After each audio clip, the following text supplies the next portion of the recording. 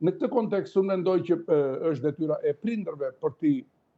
t'i mësuar fëmijët e tyre, për t'i edukuar fëmijët e tyre. S'pari njerë që ata të mos jenë bullis, sepse besoj që detyra e parë është që fëmijët tanë, fëmijët që i edukojmë në gjirin e familjes tonë, t'i mësojmë që të kenë një sistem komunikativ human, një sistem të marrëveshjes, të tolerancës, të mirëkuptimit, sepse që të jemi sakt deri në fund, në shkaqet kryesore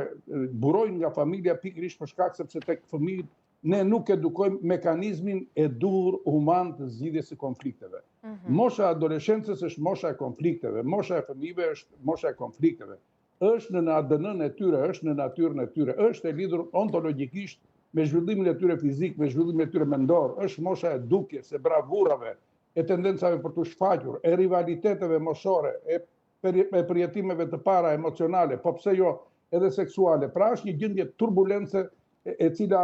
e bën në fëmijën dhe adoleshentin që të mos të jetë i paqartë me vete, dhe këtu është problemi që si ne mund të ndikojmë që së pari të bëjmë fëmijët që të jenë të qartë me veten dhe për të gjetur ata rrugën e duhur të komunikimit dhe të ndërtimit të marrëdhënieve sociale brenda shoqërisë së tyre, grupit, klasës apo shkollës. E në këtë kontekst unë mendoj që ky mekanizëm, kjo industri e formimit të këtij mekanizmi, të sistemit të komunikimit, pra për të mësuar fëmijët tanë që të gjejnë zgjidhje të buta, humane, edhe kur kanë konflikte, është detyra e prindërve. Por, nga ana tjetër, prindërit duhet të mësojnë edhe që të përballojnë kur ndodhen në rrethana toksike, kur ndodhen në rrethana agresive, kur ndodhen përballë bullizuesit, sepse